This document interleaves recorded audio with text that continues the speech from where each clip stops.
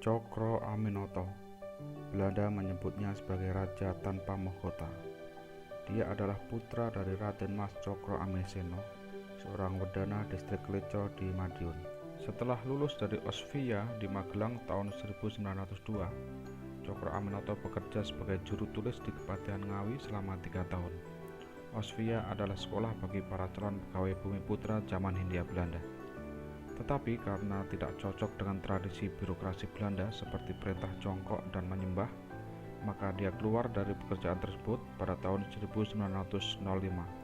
Sebelum kita lanjutkan, silakan subscribe dan berikan komentar untuk mendukung pengembangan channel ini.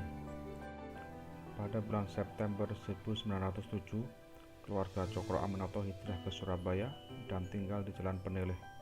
Dia bekerja di bagian administrasi pada sebuah perusahaan dagang.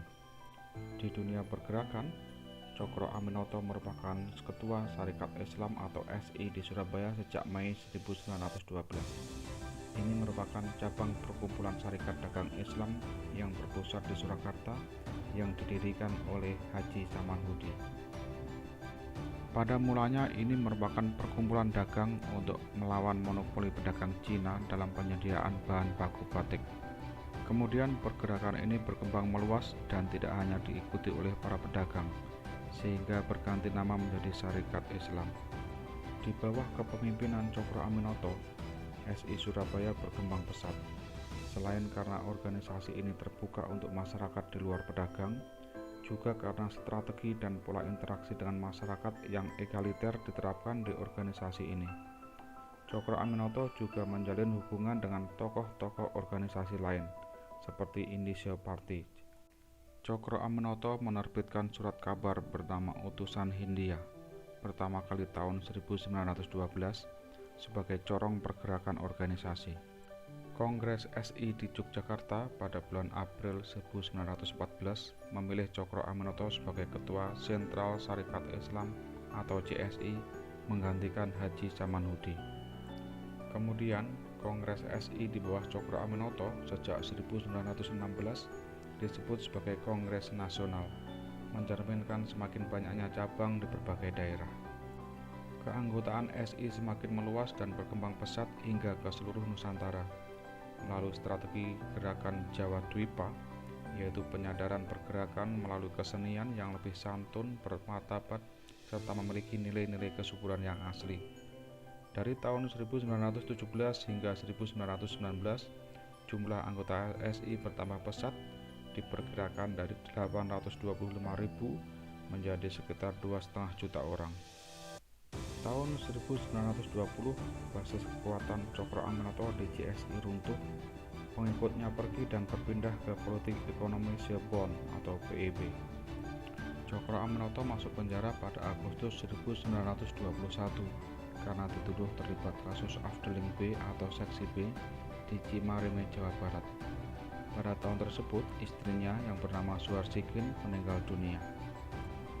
Cokro Aminoto keluar penjara pada April 1922, kemudian menikah dengan Rustina. Cokro Aminoto menjadi Ketua Kongres Al-Islam di Cirebon pada tanggal 31 Oktober 1922. Pada tahun 1924, Cokro Aminoto menulis buku berjudul Islam dan Sosialisme. Tahun 1926, Cokro Aminoto bersama Kiai Haji Mas Mansur menghadiri Muktamar Al-Alamul Islami Far'ul Hindis Syarqiyah atau MAIHS, yaitu Kongres Islam Sedunia Hindia Timur di Mekah. Sepulang dari Mekah tersebut, Cokro Aminoto lalu dipanggil dengan nama Haji Umar Said Cokro Aminoto. Kemudian dibentuk MAIHS sebagai cabang dari Muktamar di Mekah, diketuai oleh HOS Cokro Aminoto. Tahun 1927, CSI berganti nama menjadi Partai Sarekat Islam Hindia Timur, dan pada tahun ini bergabung dengan Permufakatan Perhimpunan Politik Kebangsaan Indonesia atau PPPKI. Kongres PSI tahun 1927 menegaskan bahwa tujuan pergerakan ini adalah mencapai kemerdekaan nasional berdasarkan agama Islam. Tahun 1930, Partai Sarekat Islam Hindia Timur berubah menjadi Partai Sarekat Islam Indonesia atau PSII. dan akhir 1930 PSII keluar dari PPPKI.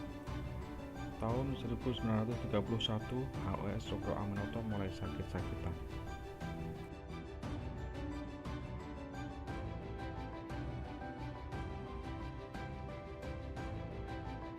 Pada tanggal 17 Desember 1934, HOS Cokro Aminoto meninggal dunia di Yogyakarta. PSII dilanjutkan para penerusnya, Abi Kusno, Agus Salim, dan Kartosuwiryo. Cokro Aminoto ini kalau dibanding tokoh-tokoh lainnya ini agak gimana ya nyebutnya. Jadi semakin banyak sebenarnya literatur yang dibaca tentang Pak Cokro Aminoto ini semakin pusing sebenarnya. Oh gitu. Kenapa gitu? Karena antara literatur satu dengan kedua ini kadang-kadang ya beda penjelasan. Bahkan dua versi itu diceritakan oleh dua orang yang sebenarnya dekat dengan seperti kayak ceritanya Bung Karno selaku mantan anak kos ini, dan juga cerita Pak Harsono. Pak Harsono itu memang pada waktu kejadian memang kan masih kecil, tapi ya gimana pun beliau ini yang mengalami sendiri juga gitu, tapi bisa waktu itu memberikan cerita yang berbeda. Entah itu dipelintir oleh beberapa pihak jadi sejarahnya jadi kabur, atau memang ingatan kedua waktu menuliskan sejarahnya itu agak istilah mungkin lupa ingat, itu juga kurang tahu sih. Selama ini kunjungan dari masyarakat Surabaya, misalkan anak sekolah, anak muda, itu seperti apa, Pak? Jadi kunjungannya itu sebenarnya merata sih. Jadi dari anak-anak sekolah itu juga ada, terus juga pengunjung pribadi itu juga ada. Jadi nggak terlalu dominan gitu, maksudnya yang paling banyak yang mana gitu. Cuma memang kalau dihitung per kepala memang kunjungan dari sekolah itu yang paling banyak, karena mereka biasanya datang itu kan minimal satu kelas. Pakaian Cokro Aminoto ketika berbicara di Kongres menggunakan belangkon Jogja, beskap putih, jarik motif Parangkusumo, dan alas kaki berupa selop.